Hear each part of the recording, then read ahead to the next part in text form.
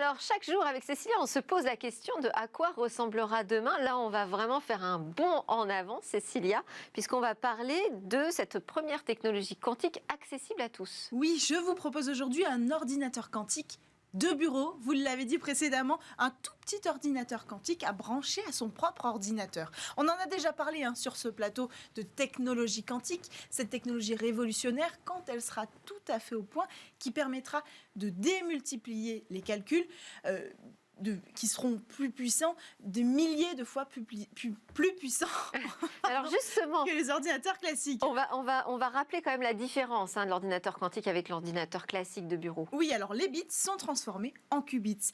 Au lieu d'aligner les 1 et les 0, on va les superposer grâce aux règles de la physique quantique. On se débarrasse donc des limites d'un système binaire qui va se démultiplier et démultiplier la puissance de calcul. Mais les ordinateurs quantiques sont énormes et ils coûtent plusieurs millions d'euros aujourd'hui à fabriquer. Donc on est à peu près certain qu'on n'aura pas d'ordinateur quantique personnel avant un très très long moment. Et pourtant, Cécilia, une société chinoise, SpinQ, qui est basée à Shenzhen, nous propose aujourd'hui une solution alternative. Un petit ordinateur quantique de bureau, vous le voyez sur les images. Précisément, on garde notre ordinateur et on y ajuste à la fois un logiciel, mais aussi cet ordinateur qui fait office de tour et qui va réaliser des calculs quantiques. Mais je le dis tout de suite, il ne s'agit pas de concurrencer les super ordinateurs fabriqués par Google et par IBM. Le SpinQ Gemini, c'est son nom ici, ne tourne qu'à 2 qubits seulement. Alors pour référence, pour qu'on comprenne un petit peu, IBM aussi avait commencé à présenter un ordinateur quantique à 2 qubits.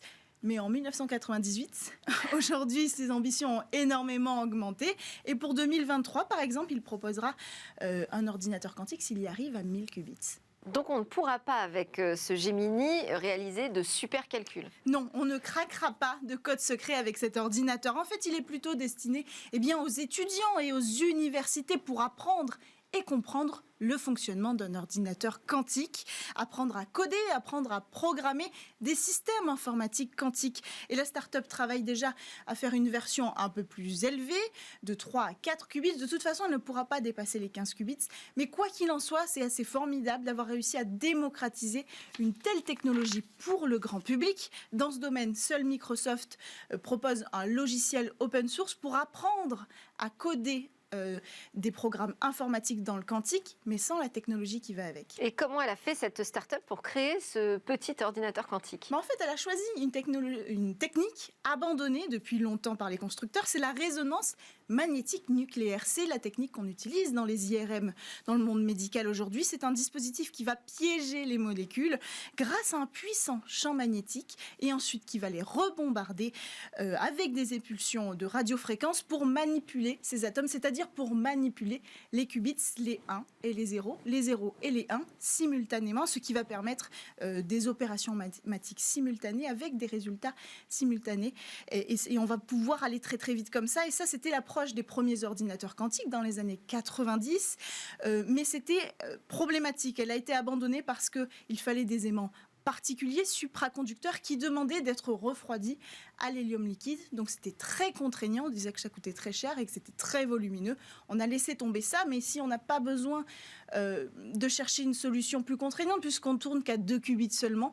Donc on a repris cette technique, on a retiré ces aimants un peu trop compliqués, on en a mis des plus faciles à refroidir sans l'hélium liquide.